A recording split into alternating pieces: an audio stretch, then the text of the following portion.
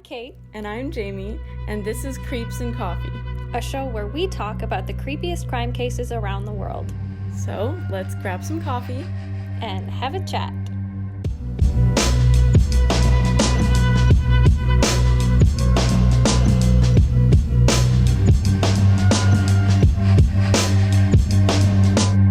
Hello, everyone.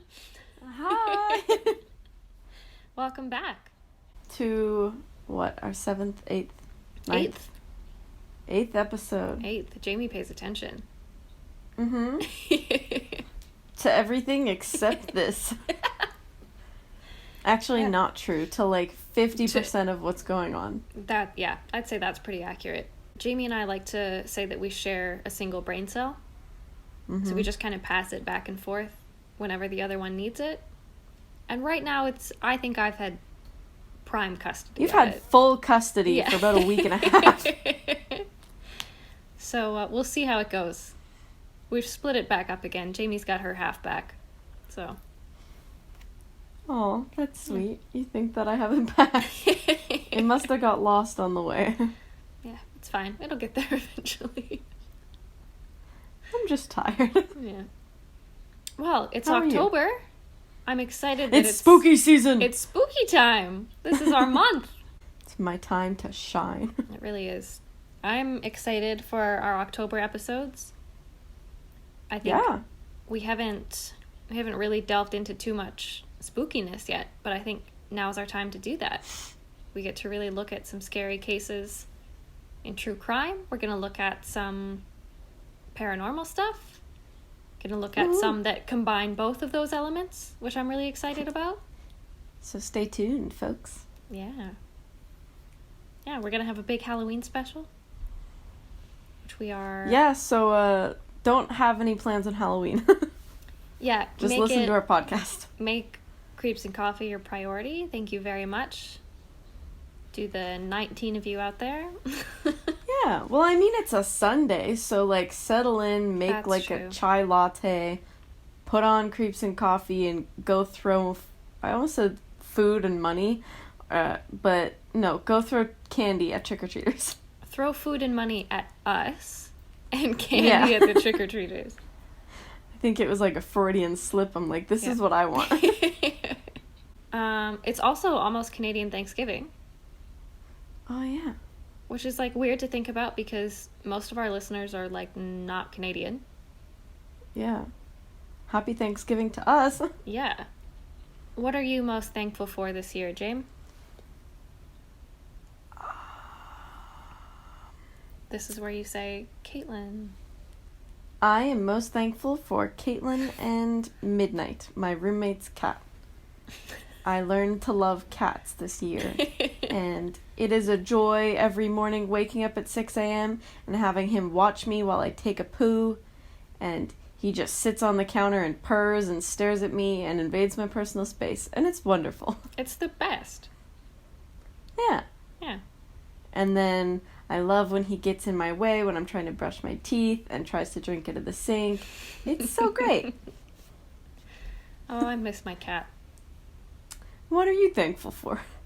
I am thankful for Creeps and Coffee, which has given me a chance to talk to you even more than we talked before, which was quite a lot, but now it's like all the time. I like your answer better. I am grateful for coffee and for Monster Energy. Monster, sponsor us. I was just going to say that. Oh, man. Oh, God, please do. That'd be so sick. Caitlin is literally running on like 60% Monster Energy, 40% coffee on a daily basis. Yeah, that's what 3 jobs and a podcast will do. Yeah. Yeah. But yeah, I'm grateful for making it through this year. We've had a pretty wild year, the two of us. We've had like a rough 2 years. We sure have. So I'm you grateful. Especially. Well, not to brag, but you're correct. But yeah, I'm grateful for my Jamie. Oh wait, I'm grateful for you too. Can I add that to my answer? I was bragging about Midnight, but I'm grateful for you too. No, it's fair. Midnight deserves it. Aww. And I'm also grateful for my cats Bug and Bowie and my dog. Wait, we should post an Instagram post introducing the kitties. We absolutely will. Because they're so cute. Yeah. Creeps and Coffee and Cats. Okay, guys, go follow our Instagram, Creeps and Coffee. It's exclusively cat pictures from now on, so get used to it. That's it. That's the podcast. We're not talking about anything else. No. I'm actually excited for this week's topic, today's topic. I feel like it's not very well known, yeah. It's not, and you know what? It's surprisingly difficult to find information on it. There's a little bit more that came out this year because of the relevance to a couple months ago, but obviously we'll get into that a little bit later. But we discovered this case while we were on a binge of American Horror Story. So in the Roanoke season, for those of you who are familiar, there is season 6. There is a very loose, very, very loose connection to a very, very real case of the lethal lovers. And like, I don't know, I'm torn calling it that because I hate giving serial killers like fancy names because it makes it feel fictionalized, and it's very much real. Like, once we get into it, like, these were some sick people. But it sounds so much cooler. I know. Yeah, so we can get into that after. Like, I have a whole section on like the American Horror Story version versus the real version. But yeah, in reality, it's like, how do you sum it up? Serial killers who killed patients in an old folks' home. Yeah, I think that hits the nail on the head. So it's like, lethal lovers or murderers who killed old people mercilessly. Yeah. So. Yeah, it doesn't have quite the same catch to it. Not exactly. A bit darker than... Slightly. Yeah. Yeah. But no, I was very fascinated by this case. I think because it's female serial killers, which is very intriguing to me because you don't hear a lot of that. And not just female serial killers, but a lesbian couple. Yeah. And it was, what, in the 80s? Yeah. So, pretty groundbreaking if they weren't murdering people. Yeah, it would be great representation if it was not the circumstance that it is. No, I think it's fascinating to actually sort of get a different look at a different kind of killer. Yeah. Yeah, so with that being said, let's get into it. I think the easiest way to start, like I always like to start, is to do a little bit of background on who these people are. So, like I mentioned, it's a case of a lesbian couple. So we're going to be talking about two women. They were in their early 20s when they started these murders, which is also wild to me. There's so much else to worry about at this age. I don't know. So the first woman in our murderous pair, her name is Gwendolyn Gale Graham. Try saying that 5 times fast. Bet she can't. I was just going to say that.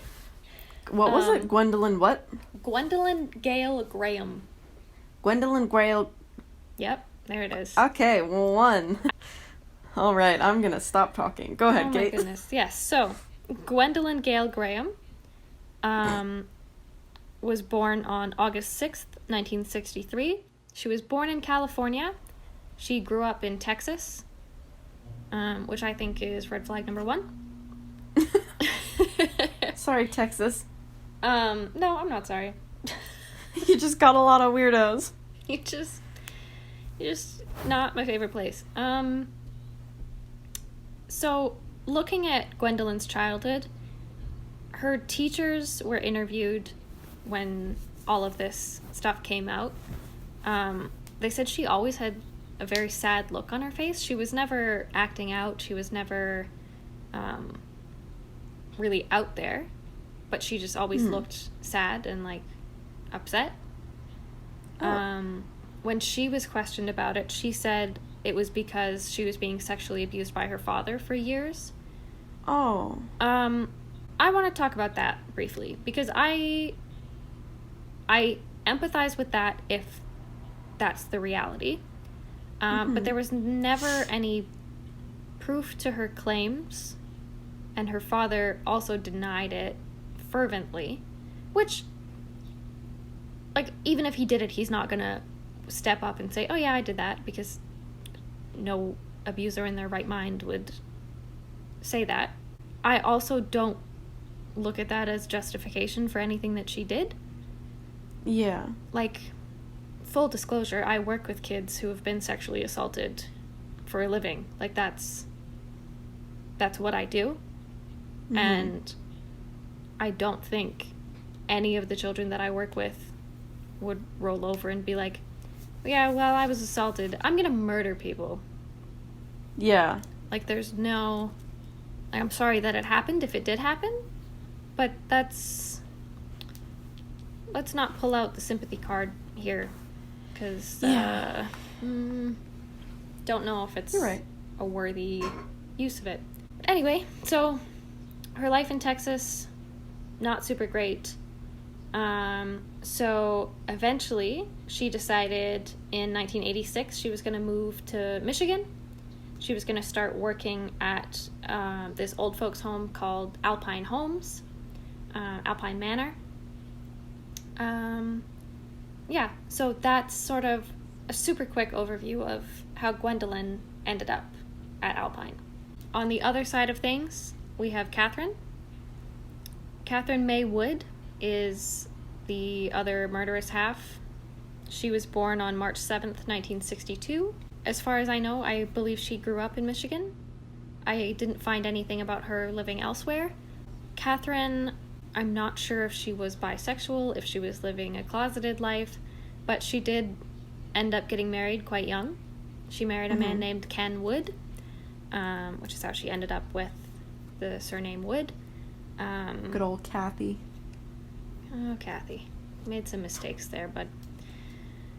So Kathy and Ken had, I believe, a couple children, but I could only find statements from one.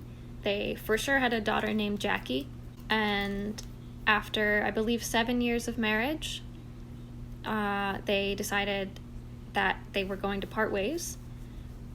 There's no real statement of whether that was something that they both decided, whether Catherine had figured out that maybe she was more into women, she wanted to explore that aspect of herself. We don't really know. That being said, she and Ken split up. At this point, Kathy was about 450 pounds. What? Yeah, so she was quite overweight.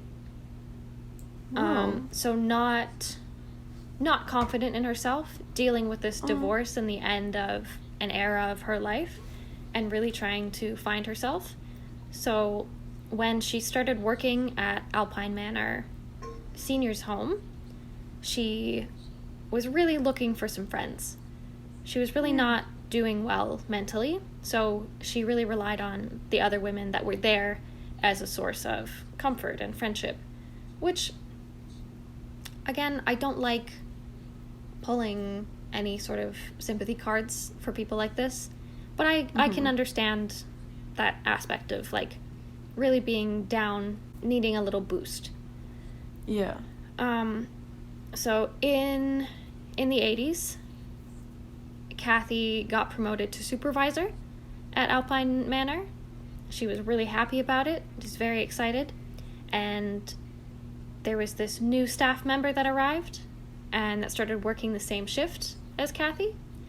And as I'm sure our astute listeners have put together, this new coworker was a woman. Was Edgar Allan Poe. Bum, bum, bum. Imagine. It's just like a completely different person. So this new coworker was Gwendolyn Graham. So Gwendolyn Graham. Gwendolyn Gale Graham. Gwendolyn Gale Graham. You really struggle with names sometimes, hey? They're just... If it's not my own, it's hard. That is fair. I can't even spell your last name. I was just going to say that. I was going to say, we've been friends for about 15 years. And the other day, Jamie texted me, how do you spell your last name? Is it 2 A's or 2 S's? This is a fight we're going to have after. Anyway, so... Gwen. So, at this point, like I said, Kathy's not doing well mentally. She and Gwendolyn really connect. They get along very, very well. Which is good in theory, but quickly becomes not good. I don't know where to start here. So they got together. They were doing their thing. And at some point, things started escalating sexually between them. They started getting a little bit kinkier, which, no shame. They're doing their thing. They got really into autoerotic asphyxiation. Is that just choking? Yes. Why did you call it that? Just say choking. That's what it's called. They liked choking, guys. Who doesn't? I'm just kidding.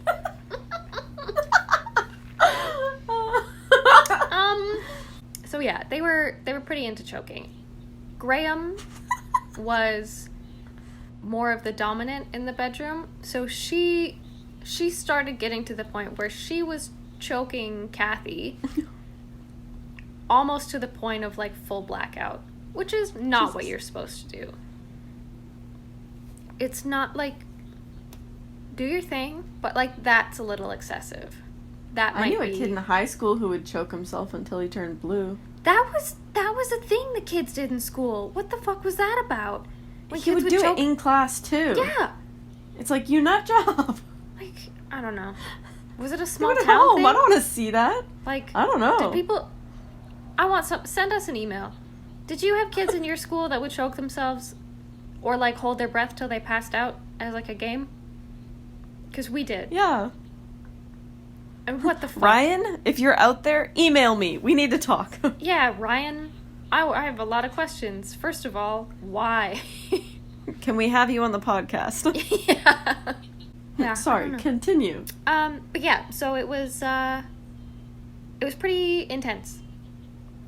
But they both said that it was fun. They both enjoyed it. Kathy had no issues that she mentioned with being choked quite aggressively.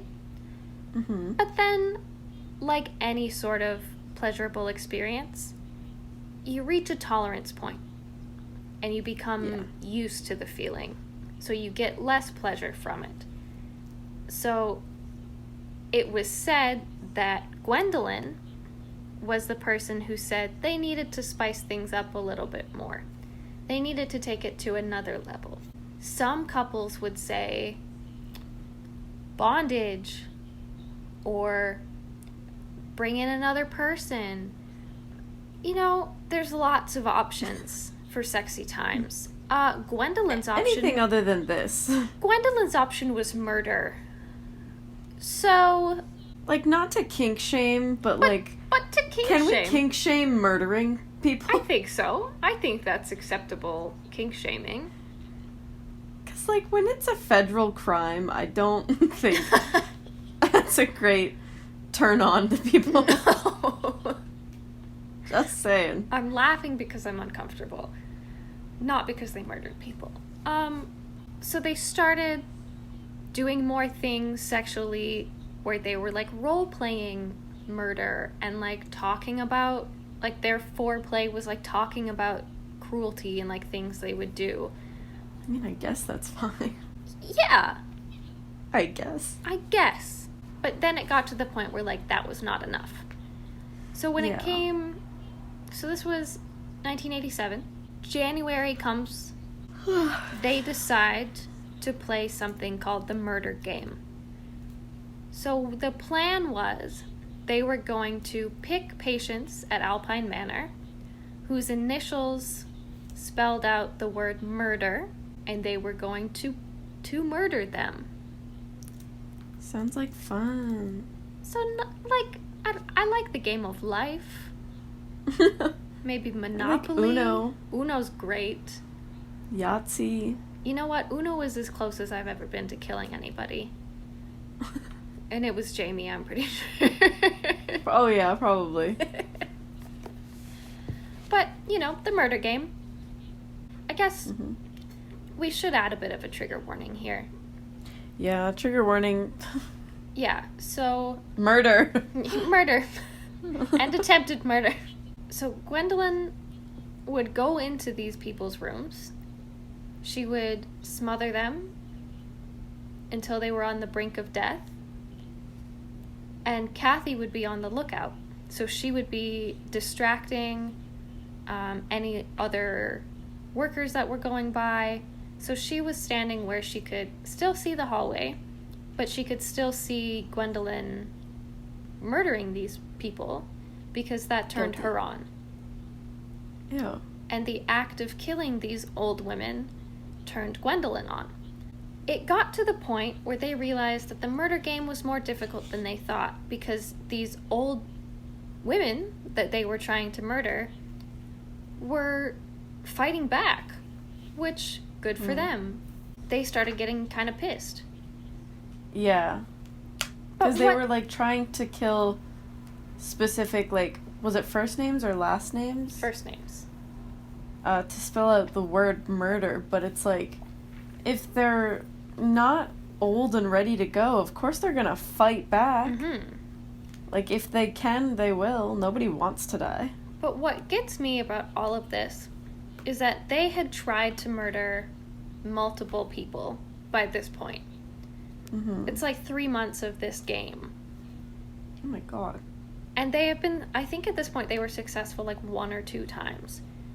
Not one complaint. Why? Not a single one of these poor patients at Alpine Manor stepped up and said anything. And I think... Was it because they have, I think... Alzheimer's? I think part of it was. But I also think... I'm going to get up on my soapbox here. Okay. I think part of it is because there's so many cases of abuse in nursing homes where these people don't want to admit that something is going wrong because they're afraid they're going to get treated worse. Oh. And I think it was just one of those things where they didn't want to admit anything. And that breaks my heart. I love old people. And I think I read that not only did nobody step up, but when there was suspicion and stuff, other patients were no, we like these nurses and stuff. They defended them. They said that they were and it's that's crazy. Among the most liked nurses there. Right? And that just blew my mind. I can't even begin to imagine how scared I would be if that was my family member in a nursing home. Yeah. Let alone if it was myself. Especially when, old people are so weak and they can't defend themselves. It's one thing to just be a serial killer going after people, I don't know the word, non-discriminatory. Yeah, just... just going out at night and stabbing people. But it's another to be let's strategically smother these old people who have nobody there to stop us and who can't fight back. Yeah, these helpless people. That feels almost worse to me. And just to do it for something selfish like an orgasm? As an erotic game. Yeah. That's stupid. That's so selfish. Yeah. Anyway. I was going to make an inappropriate comment, and then I remembered your parents listen, so... Oh. Hi, Mom and Dad. Moving on. But so at this point, they've realized that they need to be strategic. They can't play this murder game because it's too difficult. So they're just going to do what they can.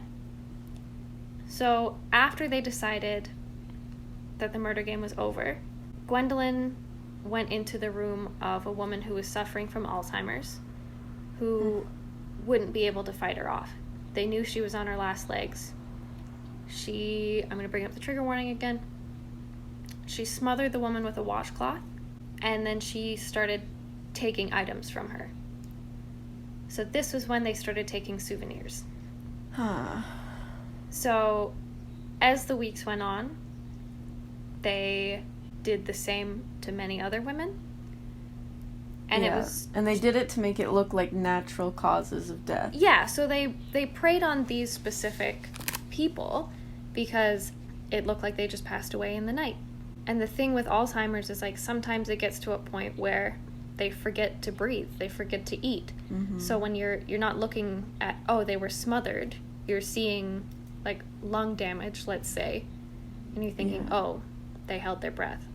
Like, oh, they forgot to breathe. So it was never really detected. Mm-hmm. But what disgusts me probably the most in all of this is that there were times during this when things got, like, they got so turned on in the act that they would immediately after go to an unoccupied room and have sex. So they would murder these women and start, like, making out on top of them. And then that go have to sex me in the says next go room. to jail forever, because you don't feel any regret. Like, you nasty... Oh, I almost swore. But no, like, they're... You nasty people. It's disgusting. So they're not only getting a huge sexual release from this, but they're getting emotional release too. So they're taking jewelry, they're taking dentures, they're taking... For what? Souvenirs. They had... So they were living together at this point. They had, like, a cupboard at home that had all of these souvenirs in them. Yeah. So it gets to the point where they are telling coworkers, like, yeah, we're killing these women. They told coworkers? Mm-hmm. They told them they were taking souvenirs. They told them... Y'all are stupid. They told them that it was turning them on, that, like, when they washed their bodies after, like, when they washed the dead bodies of these women, it, like, made them even more sexually excited. Ew, TMI! And not one of these coworkers looked at that as more than just, like, a sick joke. They were like, that's disgusting. Not one reported it. Even as a joke, I would still be like, I should probably tell my supervisor because that's inappropriate. Mm-hmm. That's not funny either. Like, no. I would... If you came up to me and was like, haha, there's some dead body in my basement, I'd be like, haha, what? Yeah. Just can give I me go 1 check? second. I need to make a phone call. Yeah. Like, I don't know. Like, that... Well. I find that's the case in so many of these situations where they're not shy about it. There's red flags, and people are like, it could be an orange flag, though. So... Yeah. Oh, he used to kill squirrels as a child? I'm sure he's just being a little boy. He ripped the head off the puppy? Yeah. Oh, he probably didn't mean it. Doesn't sound like conduct disorder to me. I'm sure he'll grow out of it. Yeah. So, it's reached the point where things are pretty intense. How many people have they killed, by the way? How many women? So, 5? all in all, it's believed to be 8 to 10. Oof. They were tried for 6. Mm-hmm. Because they could only prove 6. So there were, I think there were like 38 or 48 or something patients that had passed away during the time they were doing these murders. Like, obviously, like, it's an old folks home. Like, people are going to pass away. So initially when police were looking at, this is kind of jumping ahead, but when police were, like, looking at it, they weren't suspicious initially because they were like, well, these all look like standard death. Yeah. Like, but it got to the point where I think it was 8. 8 were, like, enough for them to look into things. Yeah. Because didn't they, like, get arrested, like, a year later, like 1988? Oh, just wait, yeah. Oh, God. So what happens is Gwendolyn is getting, like, a little too into things.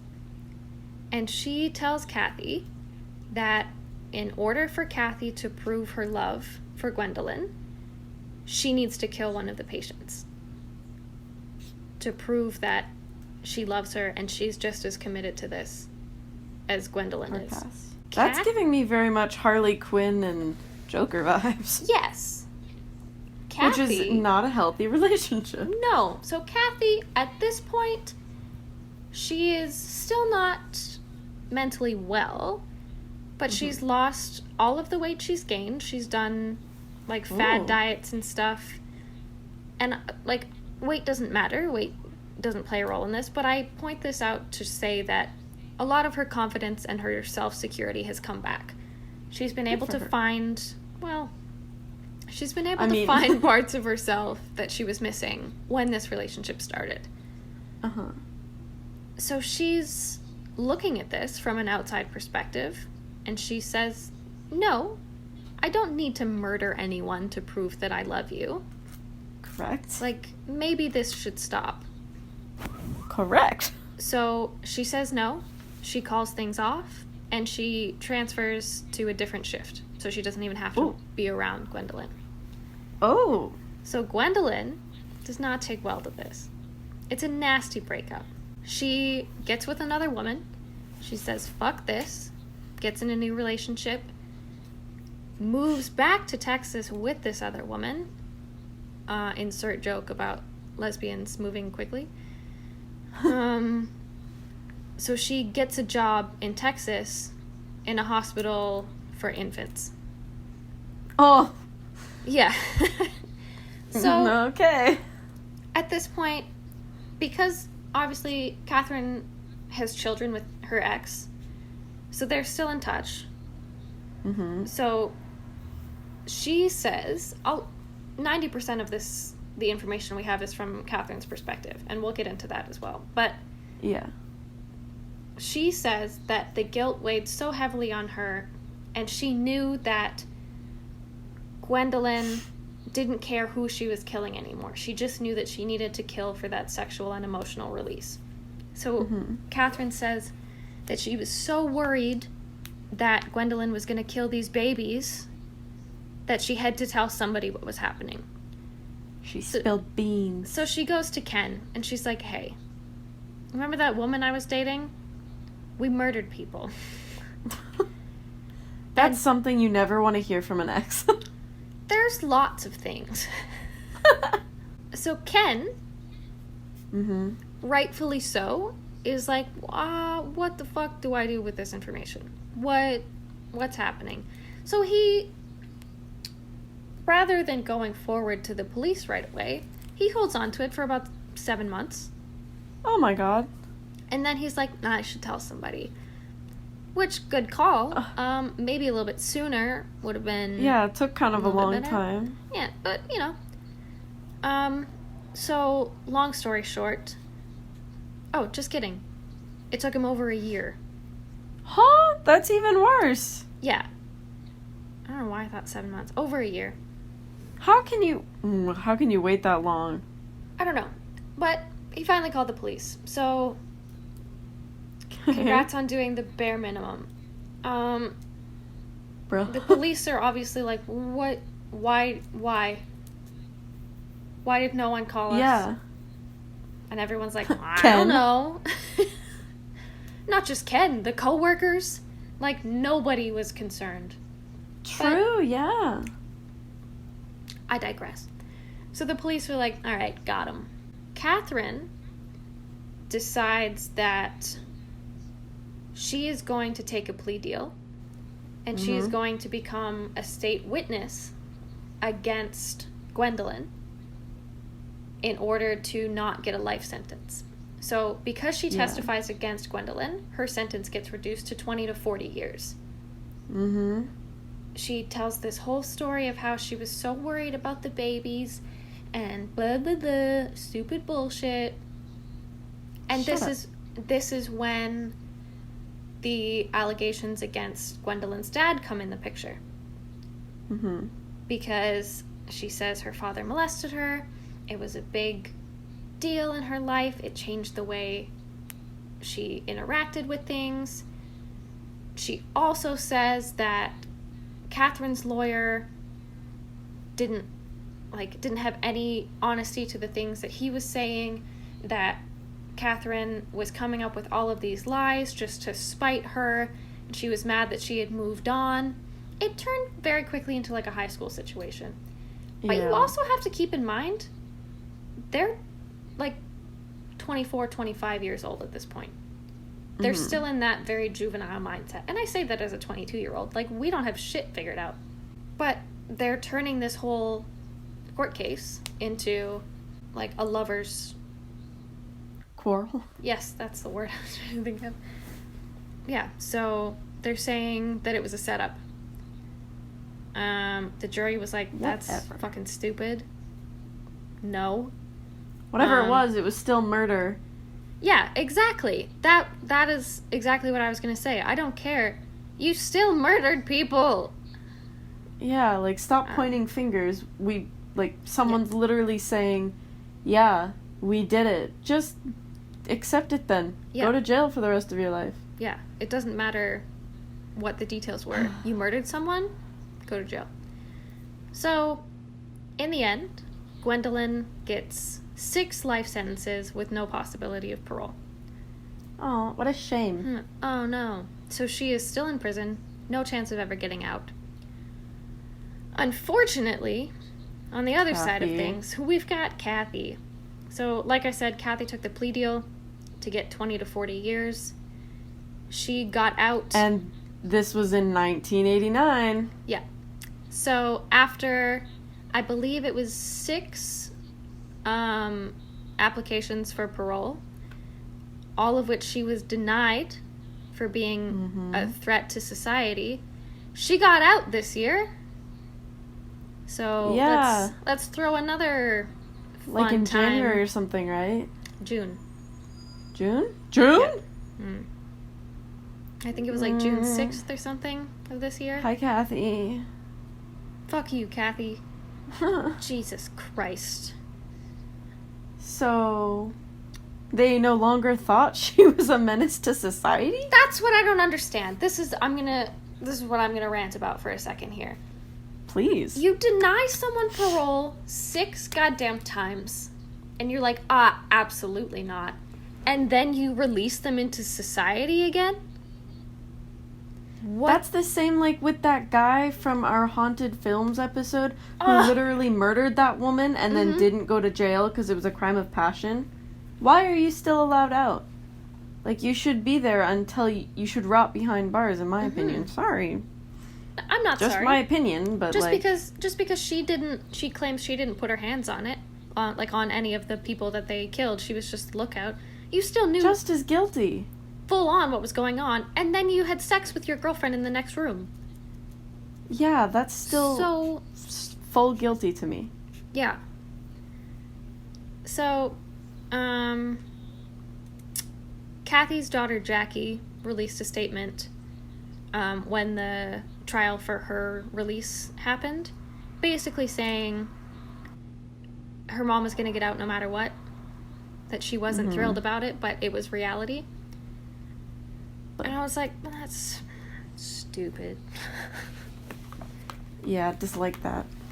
But the last thing I'll say on it is I feel bad for these poor victims' families who have to know that they put their trust in Alpine Manor in hiring the right people to take care of their family members in their last days.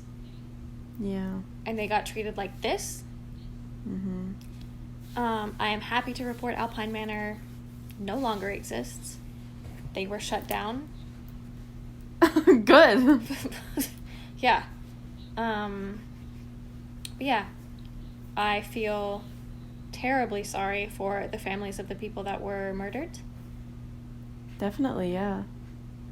And yeah. We are sorry for your losses. I don't know if anyone's still around, but... or if they're listening, but we are sorry for your losses. Yes, very much so. That is the disgusting story of Catherine Wood and Gwendolyn Graham. I hope Gwendolyn is still rotting in prison. Yeah. Can I talk about the, oh, what were you going to say? I was going to say, I hope Catherine gets hit by a bus, but go. Oh. Very Mean Girls of you. Exactly. I was going to say, can I go over, like, what they were sort of portrayed as in American Horror Story? I would love for you to do that. Try and lighten the mood, and also, yes. I love American Horror Story.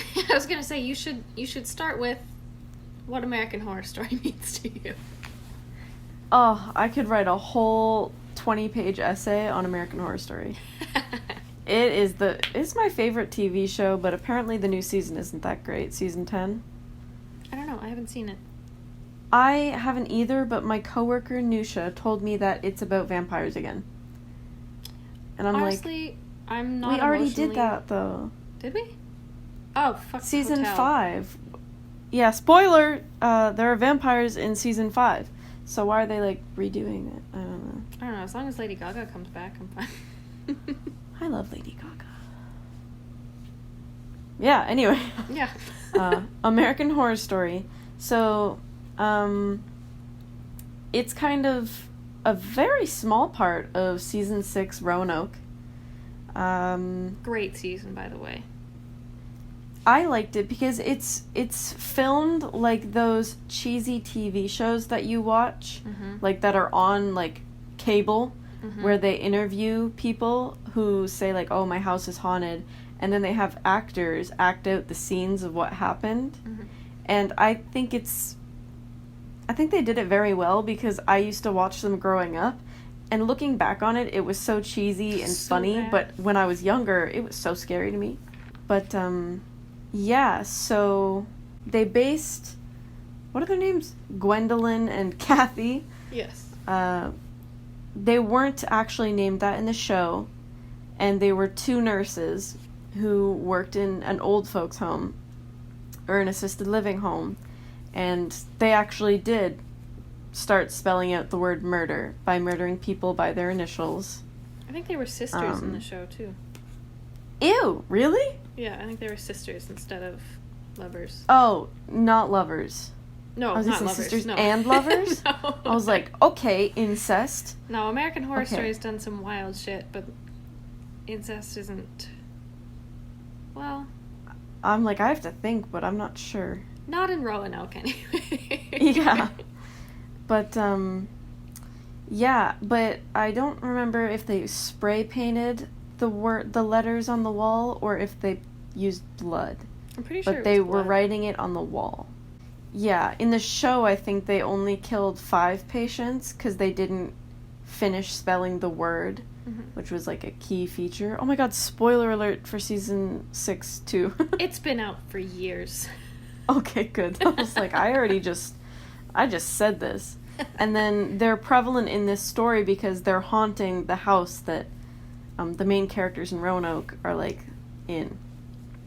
And they like see the nurses walking by. They found the letters on the wall underneath wallpaper and stuff. And yeah, I think they just missed the letter R. And then it never explains really what happened, but the professor in the show suspected they were killed by Kathy Bates' character and her occult colony of Roanoke. And you know we love Kathy Bates on this show. I love Kathy Bates. So I'm fully in support of that. So they didn't quite meet the same end as they did in real life, but it's an interesting comparison nonetheless. It is, and it sent us down this spiral, so... Yeah. And that's where my brain cell is done. Yep, I felt it come back to me, so... No, any final thoughts? Don't murder people, because you're horny, and I love American Horror Story. Like, please, do anything but that. If we ever have Creeps and Coffee merch, I'm putting that on a mug. Don't murder people because you're horny? And you know what? We should sell it at prisons. Actually, they should be, like, complimentary gifts in prisons. For any, like... Murderers or sex offenders. That's incredible. You're welcome. You know what? I think that sums it up. I think that's it. Fantastic. Well, thanks for tuning in to the first of our October shows. Oh, yeah. We will be back in 2 weeks.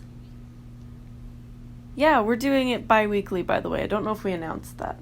I don't think we did. But we're trying to do stuff bi-weekly. Yes, it'll be Wednesdays/Thursday in true Jenna Marbles fan fashion.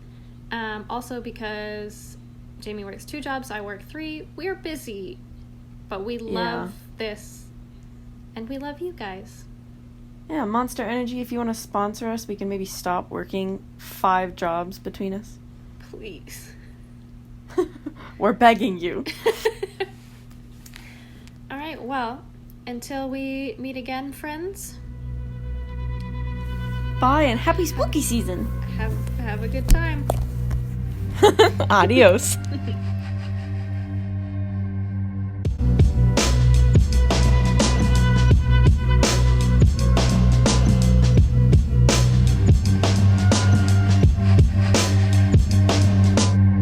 Creeps and Coffee is produced and edited by us, Kate and Jane. Our theme music is Stuck in a Hole by Dated. For more information on where to find them, check out the link in our show notes. And to connect with us, follow us on Instagram and Twitter at Creeps and Coffee.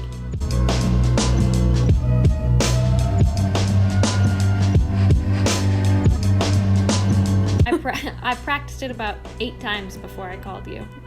So. Gwendolyn Gale Graham. Gwendolyn Gale Graham. Gwendolyn. Gwendolyn was a murderer.